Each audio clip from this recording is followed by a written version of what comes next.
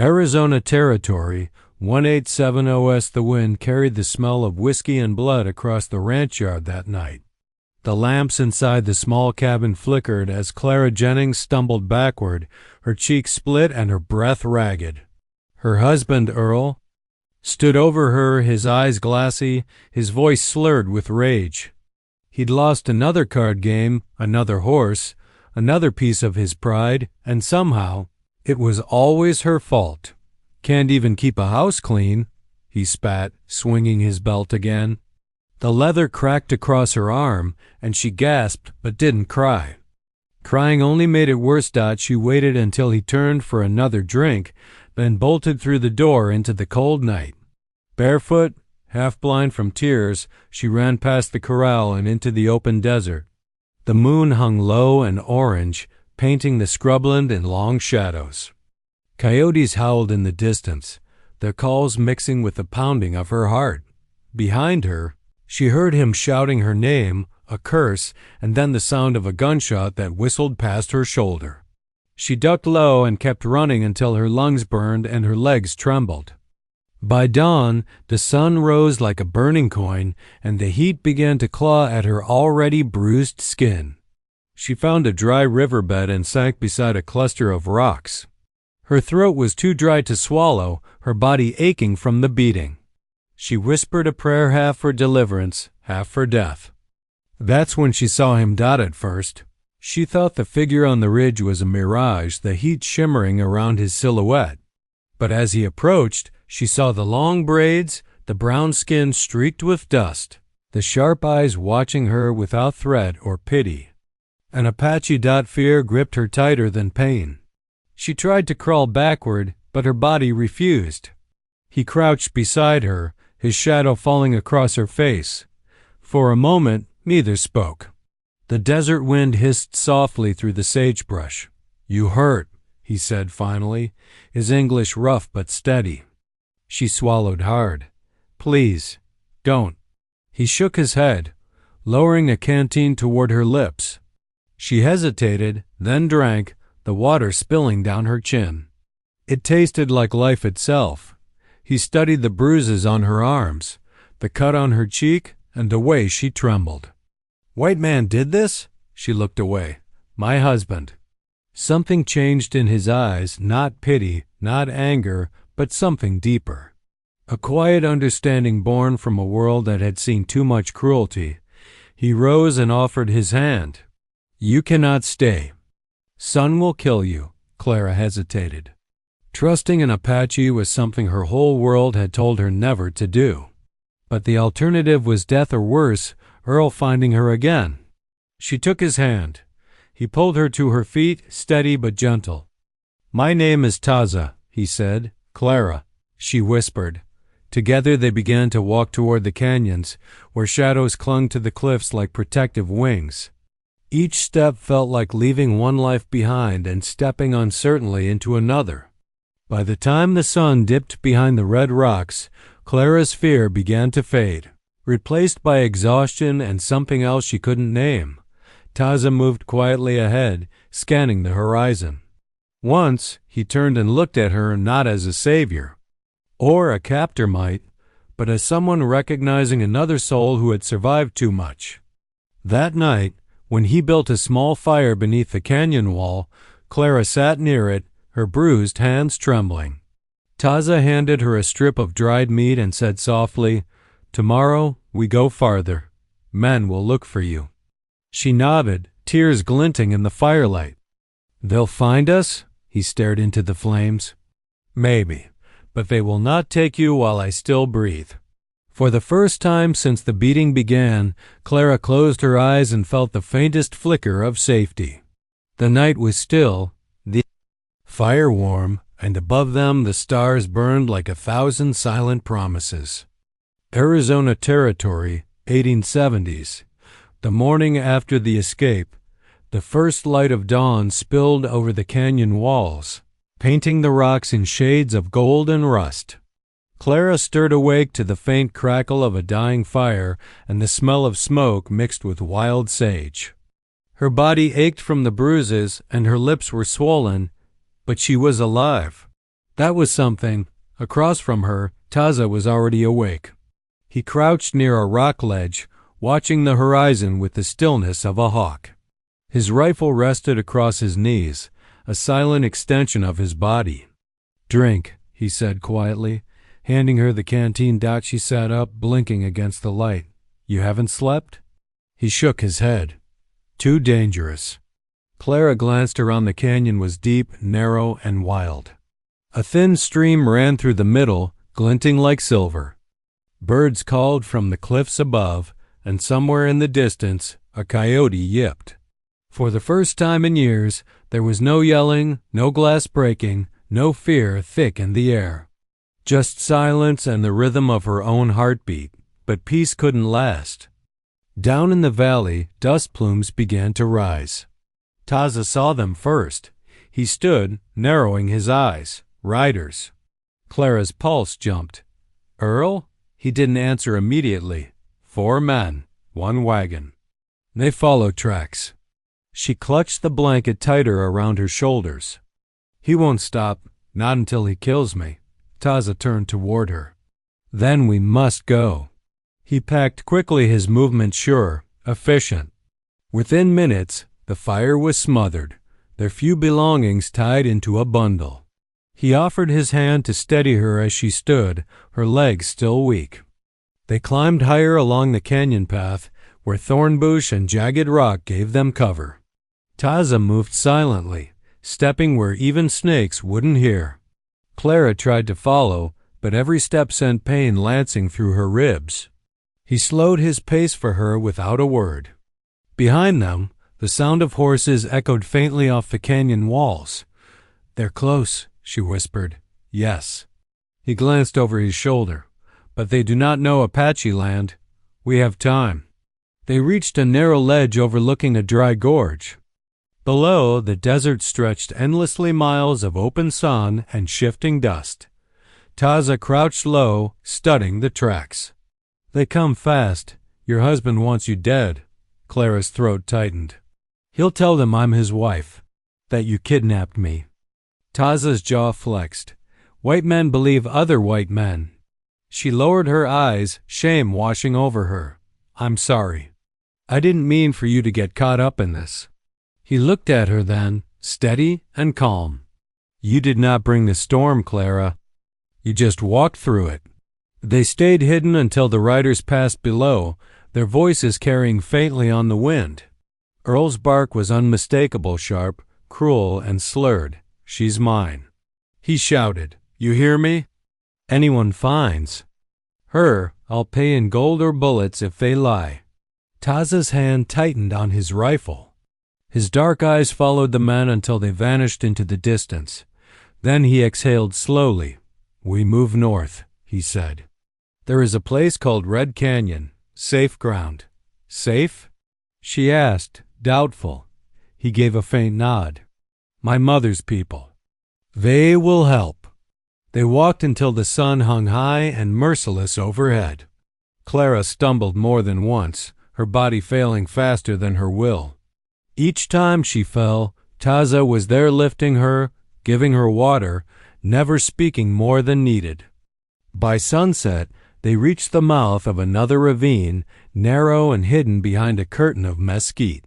A small spring bubbled there, surrounded by wildflowers and smooth stone. It felt like a secret, untouched place. As Taza gathered wood for a fire, Clara sat near the water, washing her bruised hands. The cold sting of the stream made her wince. "Why are you helping me?" she asked softly. "You don't even know me." He looked up from where he knelt, firelight catching his eyes. "Once," he said slowly, "soldiers took my sister. No one helped her. I cannot let that happen again." The weight of his words sank into her chest like a stone.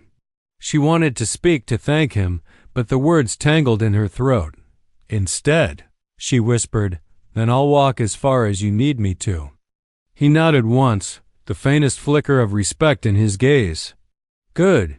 You are stronger than you think, Clara Jennings." As night fell, she lay beside the fire, listening to the soft sounds of the desert, the whisper of wind through cactus, the low hum of crickets. For the first time in her life, the darkness didn't feel like a prison. It felt like shelter. Somewhere beyond the hills, Earl and his men kept searching. But under the stars, beside the man who had saved her life, Clara began to believe that maybe, just maybe, she was worth saving. 2 days later, hidden trails of Red Canyon, the path to Red Canyon wound through a maze of stone and silence. The air smelled of sun-baked earth and juniper. For 2 days, Clara and Taza traveled mostly at night, resting in dry gullies during the day. Her body had stopped aching only because it was too tired to protest. But with every step deeper into the wild, she felt something loosening inside her, a weight she had carried for years. By mid-morning of the 3rd day, the trail opened into a valley cradled by red cliffs. A river cut through the stone like a silver ribbon. Smoke curled from hidden fires below, and faint voices drifted up the canyon walls. Clara froze. "There are people," she whispered. Taza nodded. "My mother's kin. The Chiricahua." A flutter of fear returned. "Will they accept me?" He paused, eyes scanning the cliffs. "They will see a white woman. They will not trust easy." She swallowed. "And if they send me away?" "Then I go with you." He said it so simply, as if his loyalty were a fact carved into the canyon itself. Clara didn't answer. She couldn't. The words tangled somewhere between gratitude and disbelief. As they descended into the valley, shadows moved among the trees, silent watchers with bows drawn. Taza raised one hand, calling out something in Apache. The figure stepped forward, revealing faces painted in earth tones, eyes sharp as obsidian. One of them, a woman with long gray hair and a necklace of turquoise beads, approached. "Taza," she said in their language, her tone halfway between relief and warning. Taza spoke quietly, explaining. Clara caught fragments of words. "White woman, hurt, safe." The older woman turned her gaze to Clara, studying her with unreadable eyes. Then she gestured for her to follow. They were led through the narrow paths between brush huts and campfires. Children peeked out curiously, whispering behind their hands. A few men frowned, muttering something Clara couldn't understand. She kept her eyes low, clutching the blanket tighter around her shoulders. They stopped before a larger shelter built from woven reeds and hides. Inside, the air was cool and smelled faintly of sage and smoke. The gray-haired woman motioned for Clara to sit beside the fire pit. Taza spoke again, his voice steady. When he finished, the woman nodded and turned to Clara. "My name is Alope," she said in halting English. "I am Taza's aunt. You are safe here for now." "For now?" Clara repeated softly. Alope's eyes flicked toward the canyon entrance. "Your husband hunts still." "Soldiers, too." Word spreads fast. "A white woman with an Apache man will not understand." Clara felt her chest tighten. "He'll come here, won't he?" "Maybe," Alope said simply. "Men who beat women do not stop until something stops them." The bluntness struck her like a slap, but there was no cruelty in it, only truth. Clara looked down at her hands. The bruises faded but still visible. "I never wanted this trouble to follow him." "Or you." Taza, sitting cross-legged beside the fire, met her eyes. "The trouble is his, not yours." Alope studied them both, her expression unreadable. Then she said something in Apache, and a few moments later, a young girl entered with a clay bowl of water and a strip of cloth. "For your wounds," Alope said to Clara, "clean them. You cannot run forever." Clara nodded, dipping the cloth and washing her bruised cheek. The cold water stung, but it also steadied her.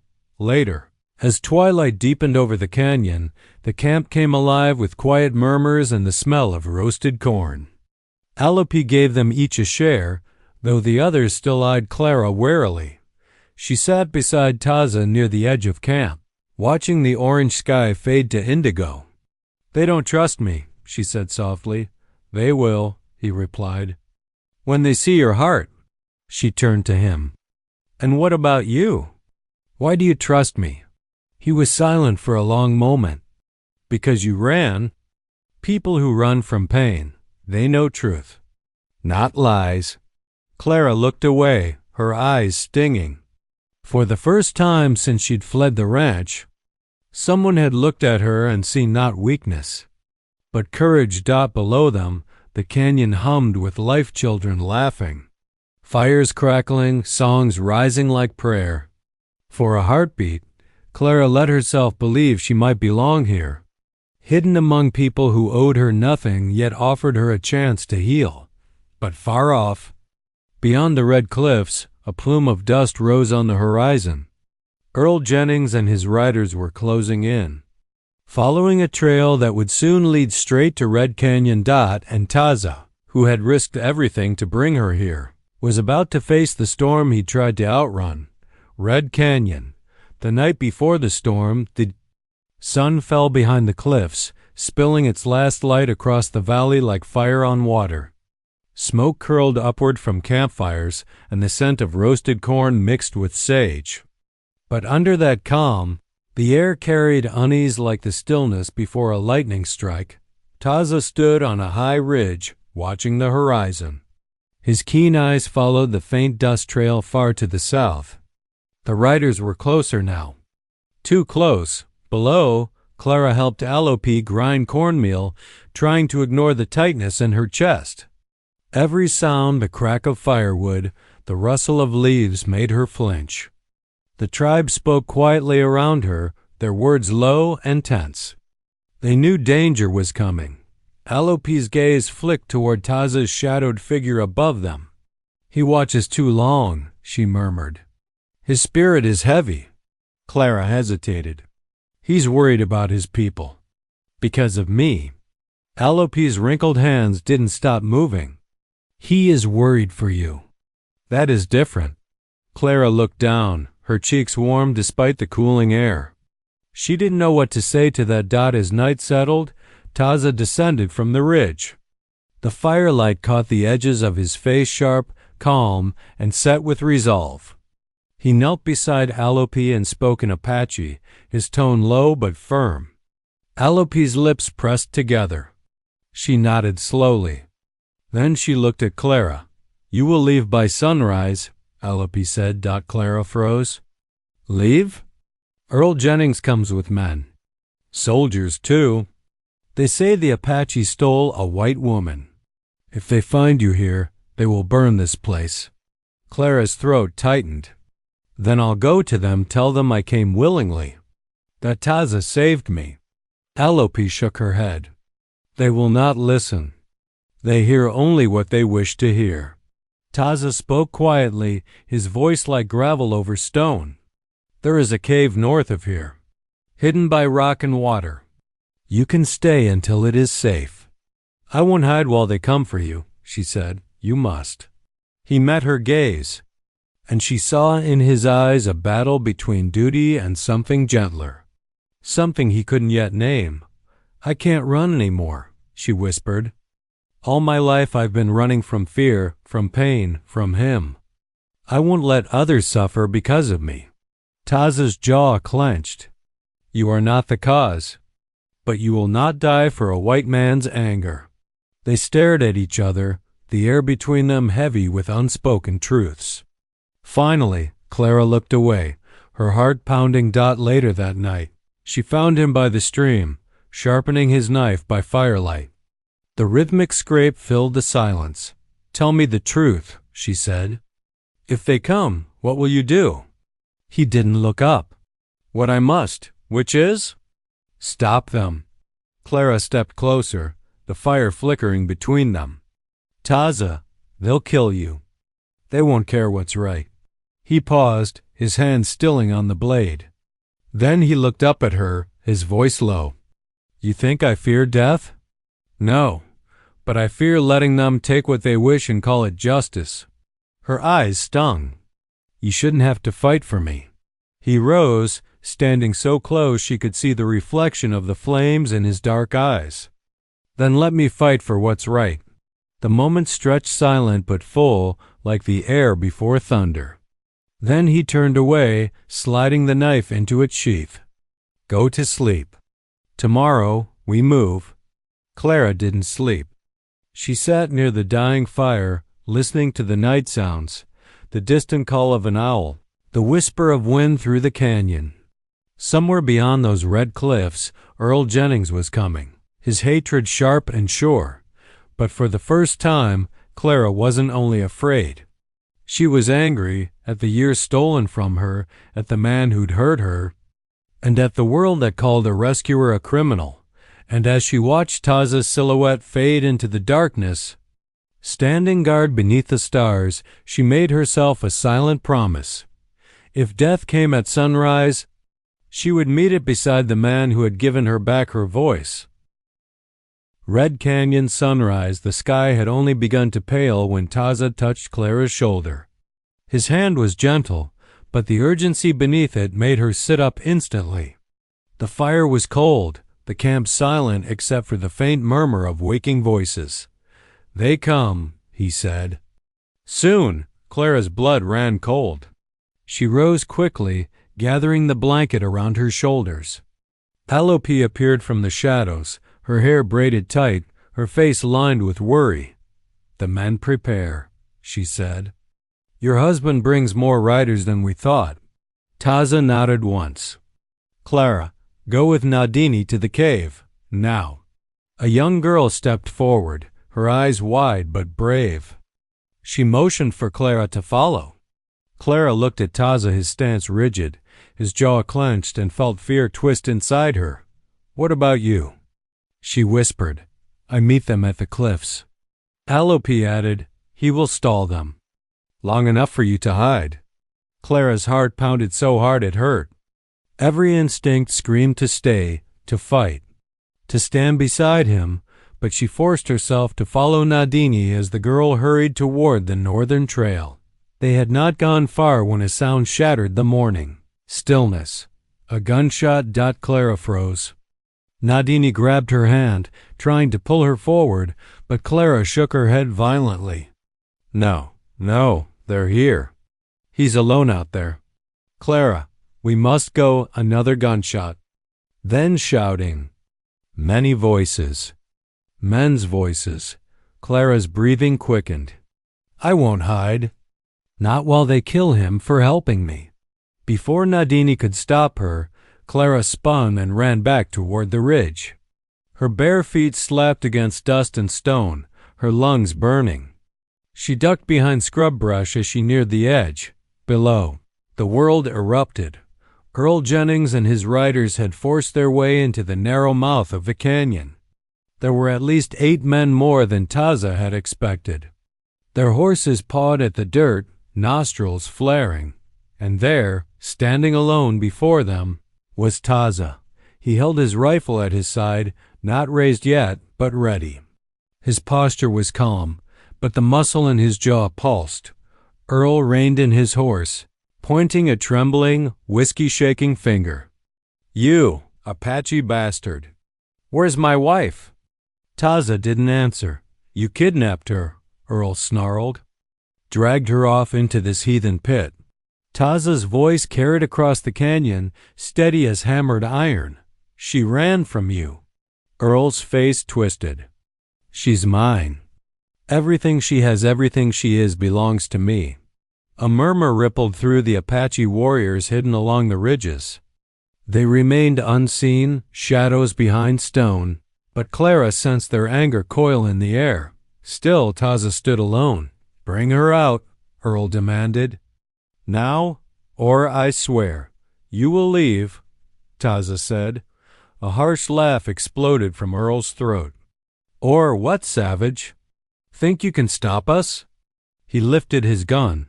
Clara's scream lodged in her throat. Taza moved like lightning, his rifle snapping upward. The shot cracked through the morning air, splintering Earl's hat clean off his head and sending it tumbling into the dust. Gasps erupted. Horses reared. Taza didn't flinch. Next time, I do not miss. Earl shook with rage. Shoot him? Gunfire erupted. Echoes slammed against the canyon walls. Dust exploded around Taza's feet as he dove behind a boulder. Bullets sparked against stone. He rolled, fired once, took down the man closest to Earl's right. Chaos followed shouts, curses, panicked horses, but Earl's men outnumbered him. Several flanked to the side, creeping toward the ridge. Clara watched in horror. If they reached higher ground, they could shoot Taza in the back. She couldn't breathe. Couldn't think. Only one thought filled her. He will die because of me. And without another moment of hesitation, she sprinted down the slope toward the canyon floor. Clara. Nadini shouted behind her. Stop! But Clara didn't stop. She didn't care that Earl could grab her. She didn't care about bullets or death. All she saw was Taza outnumbered, pressed against a rock, fighting to protect her. She crashed into the clearing as a rider spotted her. There she is. He yelled. Earl wheeled his horse around, eyes wild. Clara, get over here. Taza's head snapped toward her, shock freezing him in place for half a heartbeat. No, he shouted. Clara, go back. But she stood between him and the riders now, breathless and trembling, her voice shaking yet stronger than it had ever been. I'm not going anywhere, she said. I'm done running. For a suspended moment, time held its breath. Clara, unarmed but unbroken. Taza, realizing he was no longer fighting alone. Earl, stunned into silence, fury simmering beneath his skin. Then everything erupted at once. Horses rearing, men shouting. Apache warriors emerging from the rocks above like shadows come to life. And dawn broke over Red Canyon with the beginning of a war. The fire cracked between them as night wrapped the desert in a cold, merciless silence. Lena sat close to it, rubbing her sore legs, grateful for the warmth, but more grateful that she wasn't alone in the endless dark. Every so often her eyes drifted to Greyhawk, who stood a few paces away, scanning the land like a man who lived between danger and breath. His stance was rigid, shoulders squared, every line of him carved with alertness. She wondered how a man could be so calm after the day they'd had after dragging her from that cabin, after fighting 3 men, after running for hours. But then she remembered. This land was his home. He could track, hunt, hide, disappear. She could barely sit without wincing. The shame of it stung harder than her bruises. Why do you keep looking out there? She finally whispered, trying to sound stronger than she felt. Greyhawk didn't turn. Because your attackers will not accept losing. They will track their horses until dawn. Her breath hitched. Then, they're coming. A beat of silence. Yes. Her fingers curled into her blanket. She swallowed the panic clawing at her throat. You should go then. Leave me. I won't hold you back.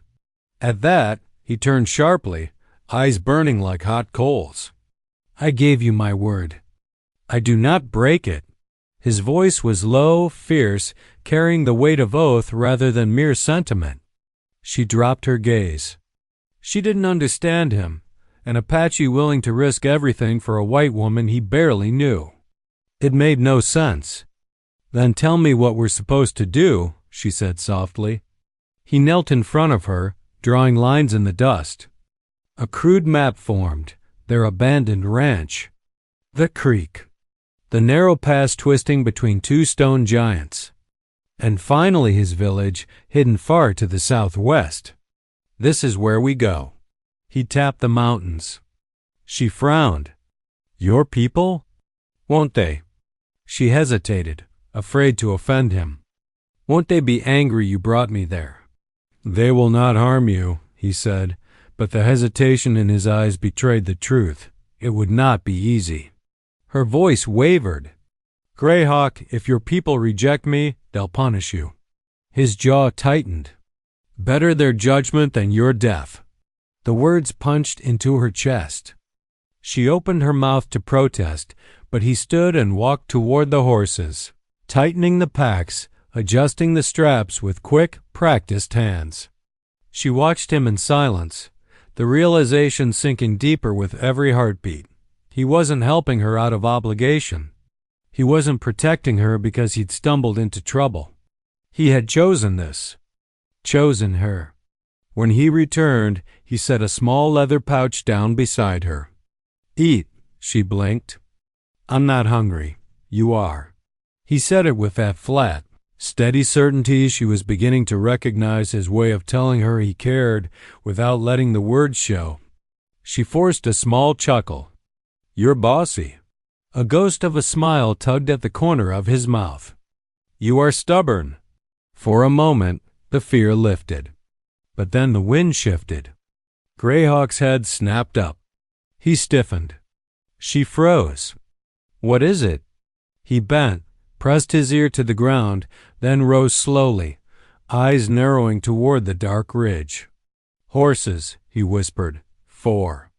Maybe 5. Her blood ran cold. "The men?" "They have found our trail." Her heart pounded like thunder. "Then we ride?" He looked at her, no hesitation, no fear, only that fierce protector she was beginning to lean on. "Yes," he said. "Now." He helped her into the saddle, his hands careful, steady despite the urgency. As he mounted his own horse, he added quietly, "Stay close to me. If they catch us, they will not take you alive." She shuddered. "And you?" He tipped his chin, eyes dark as midnight. "I will fight until I cannot stand." And with the cold desert wind whipping around them, they rode into the night toward refuge, toward danger, and toward a promise neither of them fully understood yet. The horses thundered beneath them, hooves cracking against hard desert earth as the night wind slapped their faces. Lena held tight to the saddle horn, her bruised ribs screaming with every jolt, but she didn't dare ask Greyhawk to slow. Behind them, faint but unmistakable, the echo of other riders folded into the darkness like a rising storm. Greyhawk kept his body low, leaning forward, guiding his horse with fluid ease. He looked like part of the night itself, sharp, focused, built of instinct and unyielding purpose. "They are gaining," he murmured without turning. Fear spiked up her spine. "What do we do?" We reached the pass before them. Ahead, the land split into a maze of stone columns and jagged cliffs. The Badlands, a place both feared and revered. Sharp turns, sudden drop-offs, and narrow ledges made it deadly for inexperienced riders. But Greyhawk knew every twist like an extension of his own hand. Lena didn't. The thought hit her with a rush of cold panic. "Greyhawk, I don't know how to ride that terrain." His voice came back steady and absolute. "You will. I am with you." They plunged toward the first canyon wall. The stone rose on both sides, towering like ancient guardians. Moonlight dipped in and out, casting shadows that made Lena's stomach flip with every bend. A shout cracked behind them, closer now. Her attackers had spotted them. Greyhawk snapped the reins. Faster. Her horse surged forward, and Lena's breath caught as they shot into a narrow slot canyon where the walls squeezed, so close she could have brushed her fingertips against them. The sound of the enemy horses ricocheted off the stone. Too close for comfort. Her heart hammered. "Greyhawk, they're right behind us. Do not look back," he ordered. "Look at me." She forced her gaze onto his silhouette ahead. He guided her through a sharp turn where the ground dipped suddenly, so suddenly she nearly lost her seat. He heard her gasp and shouted, "Lean left. Follow the trail." She obeyed, trusting him more than she trusted her own fear. They burst into a wider corridor where the moon painted, silver across cracked rock. A fork split the path ahead, left into darkness, right toward a steep incline of crumbling stone. Greyhawk yanked his reins. "Right." Lena's horse hesitated, then obeyed. She could feel the animal's muscles trembling under her. Its breath labored. Why uphill? She called desperately. They will take the lower trail. It is easier. They think we are afraid. She swallowed hard. I am afraid. I know, he said, glancing back with the smallest, firmest smile. But you ride like a warrior. The compliment hit her with unexpected warmth, even in the midst of terror. Halfway up the incline, a gunshot cracked through the night. Lena screamed as a bullet ricocheted off the stone inches from her leg. Greyhawk slammed his horse sideways, shielding her. Keep riding, he commanded. Do not stop. Another shot rang out, and another dot-stone shards flew around them as they reached the crest. The path narrowed into a razor-thin ledge along a sheer drop. Lena froze. Greyhawk, I can't. He was beside her in a heartbeat, grabbing her horse's bridle with one hand while keeping his own reins tight in the other. Yes, you can. Listen to me. Eyes on the rock, not the edge. Her legs trembled. Her breath shook. But she nodded. He guided her horse step by step, steadying both animals with sheer will. Below them, the enemy riders swarmed the lower trail, searching, shouting, unaware yet that their prey had taken the higher path. Lena whispered, Did we lose them? Greyhawk didn't answer immediately. He scanned the horizon, the valleys, the shadowed ravines, the dark trails. Finally, he said, For now. Relief washed over her too quickly, because then he added quietly, But they know this land too. They will not give up. She shivered. The Badlands were vast, but not vast enough to outrun determined killers. Greyhawk leaned close, his voice rough but reassuring. We ride until dawn. At sunrise, we reach the cliffs. After that, you will be safe. She swallowed hard. And you? He paused long enough for her heart to twist. I survive, he said. Only if you do. And as the wind howled through the stone labyrinth, Lena realized something terrifyingly beautiful. This man wasn't just protecting her. He was binding his fate to hers. By the time the first pale streaks of dawn bled over the horizon, Lena felt as if her bones had turned to dust. Every muscle throbbed. Her vision blurred with exhaustion. She swayed in the saddle, catching herself only when Greyhawk reached over and steadied her reins. We stop soon, he murmured. Just a little farther. She nodded weakly, trusting the sound of his voice more than her own strength. The Badlands finally began to thin, the cliffs opening into rolling ridges of ochre stone. The rising light painted everything gold, and though she had no energy to appreciate it, Lena felt a flicker of hope. Daylight meant safety. Didn't it? But Greyhawk's face remained carved in tension. Their pursuers had faded behind them, but he didn't trust the quiet. At last he guided her horse toward a jagged stone that jutted upward like a bird spreading its wings. Eagle's Crest, he called it. Hidden beneath its massive overhang was a hollow of cool shadow, deep enough to conceal two riders and their horses. We rest here, he said, sliding off his horse with a grunt that betrayed his own fatigue. Lena tried to dismount, but her legs buckled. Greyhawk caught her before she hit the ground. Warmth flooded her cheeks. I am sorry. I can still walk. No, he said firmly, lifting her as if she weighed nothing. You cannot. He carried her into the shelter and lowered her gently onto a bed of soft sand. The moment she sat, a surge of pain radiated from her ribs, and she sucked in a sharp breath. Greyhawk's eyes flicked to her side instantly. Where does it hurt? Everywhere, she admitted with a shaky laugh. His expression softened, no smile, but something like warmth flickered there. He took out a small deerskin pouch from his pack. I will give you something for the pain. As he ground herbs between two stones, she watched him, his movements precise, practiced. How do you know all this?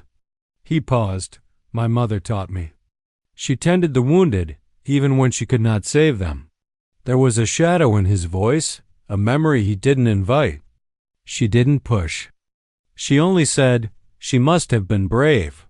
His jaw tightened. She was. When he came to her side, he held a mixture that smelled sharp and earthy. He helped her sit, guiding the cup to her lips. "Drink. It will make you sleep for a while." She hesitated. "Will you sleep too?" "No, Greyhawk. You've been awake all night. You need rest." His eyes met hers. They were dark, steady, unyielding. "If I sleep, we die." The words knifed through her. She placed a trembling hand on his wrist. "You can't keep going like this. You'll collapse."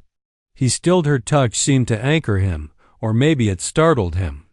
Either way, he didn't pull away. He spoke quietly, almost too soft to hear. "I have something to protect. That gives me strength." Her breath caught. Was he talking about her? Before she could ask, he gently moved her hand away and said, "Drink." She obeyed. The medicine spread warmth through her veins, tugging her toward sleep. But even as her eyelids drooped, she forced out the thought weighing on her heart, "Greyhawk. Thank you for everything." His hand brushed her hair from her face in a touch so careful it nearly broke her. "You are safe," he said. "While I stand, no man will harm you." The world grew blurry. His silhouette blurred into shadow. His voice was the last thing she heard before sleep took her. "I will not let them reach you." When she finally drifted into unconsciousness, Greyhawk stepped to the mouth of the shelter. And there, etched against the morning light, were 3 distant specks moving along the ridge. The men had found their trail again. He drew his knife. He did not wake her. He would face them alone if he had to.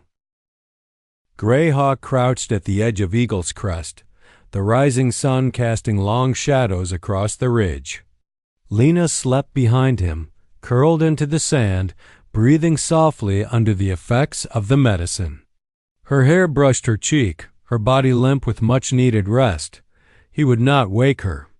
Not yet. Not unless he had no choice. He scanned the ridgeline again. 3 riders, moving carefully, steadily like predators, scenting wounded prey. They were close. Enough now that he could make out glints of metal in the sunlight. Rifles, the kind carried by men who shot first and justified it later. Greyhawk's jaw tightened. He had hoped the Badlands labyrinth would break their trail. But these men were stubborn, fueled by cruelty and a need to finish what they'd started. He rose, silent as a cat, and led the horses deeper under the stone overhang, tying their reins where they couldn't be seen from the ridge.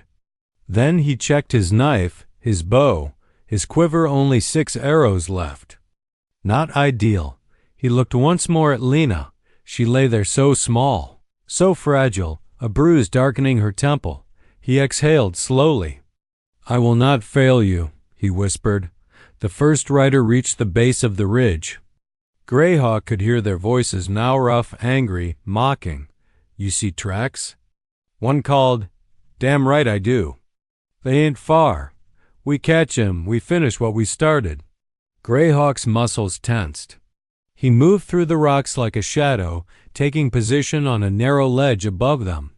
He drew his first arrow, steadied his breath, waited till the men dismounted, tied their horses, and began climbing the ridge on foot. Perfect. Greyhawk didn't hesitate. The first arrow flew silent, deadly. It struck the lead man in the shoulder, sending him crashing backward with a howl. Shouts erupted. Gunfire cracked.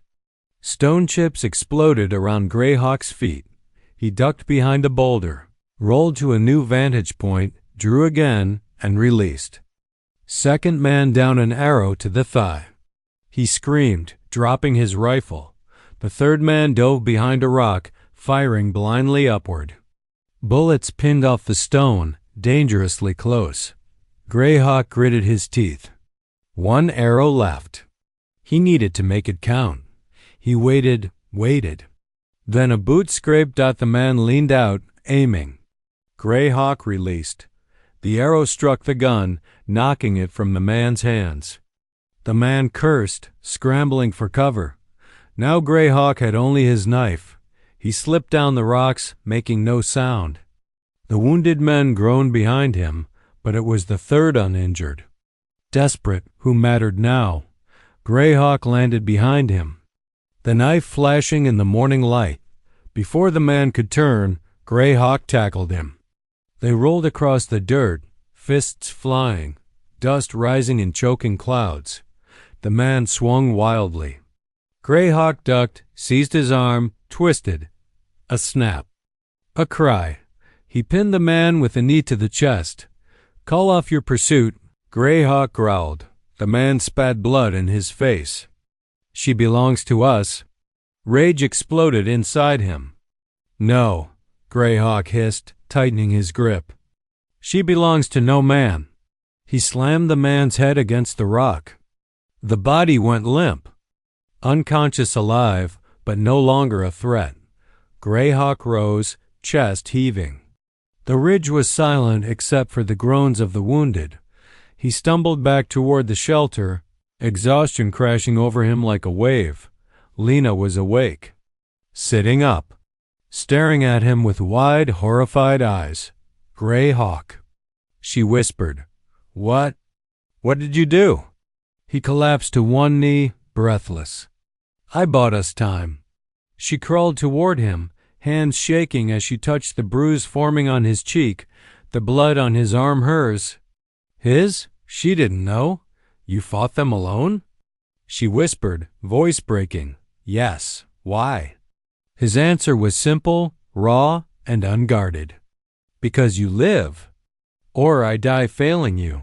Her breath caught. Her heart twisted. And for the first time, she realized he wasn't just her protector. He was becoming the one person willing to risk everything for her, even his own life. Lena helped Greyhawk deeper into the shelter, her hands trembling as she guided him to sit against the stone wall.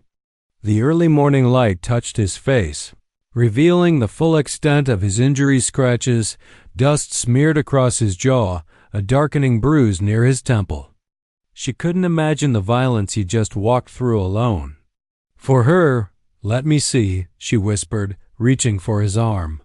He caught her hand gently, shaking his head. "I am all right." "No, you're not," she said, her voice sharper than she intended. "You're exhausted. You haven't slept in I don't know how long." His eyes lifted to hers. "I will sleep when you are safe." Something inside her cracked. "Greyhawk, you can't keep doing this. You can't keep bleeding for me." His jaw tightened, as if he'd been struck by her words harder than by any enemy's fist. Then, quietly, "I would bleed more." Her breath hitched. He wasn't saying it as a dramatic vow. He meant it like a simple truth. Like the sun rising, like the danger closing in.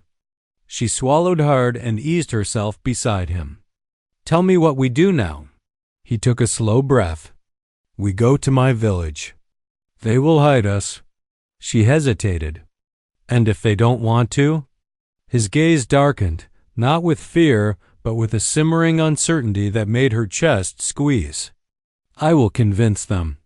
She understood without him saying it. Convincing them might cost him something: respect, safety, his standing among his own. All for a woman he found beaten on the ground. "Greyhawk," she whispered, "why are you doing this? Truly?" He looked away, the muscles in his jaw shifting. For a long moment he said nothing.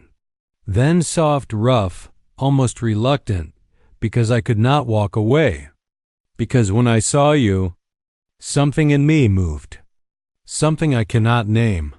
Her heart fluttered painfully. He wasn't a man of easy words.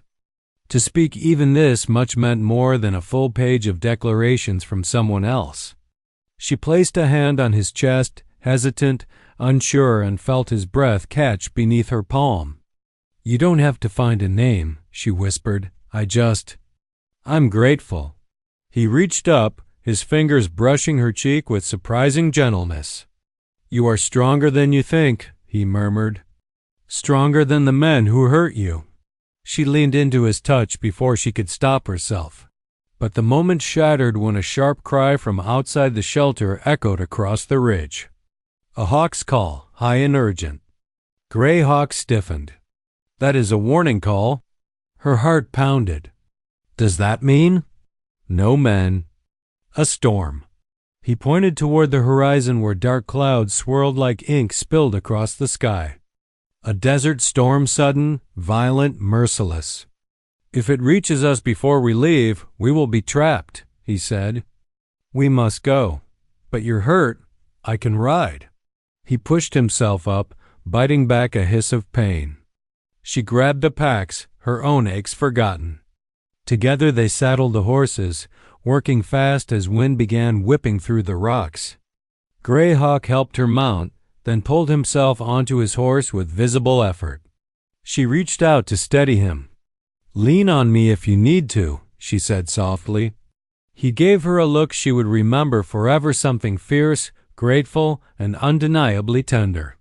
"I need you close," he replied. "That is enough." They rode out as the first gusts of the storm raked across the ridge. The wind howled, sand swirling around them in punishing flurries. But Gray Hawk kept them moving, guiding her horse alongside his, refusing to let the storm swallow them. Below them, far in the distance, stretched the valley that led to his people, a sanctuary or another danger. Lena didn't know which.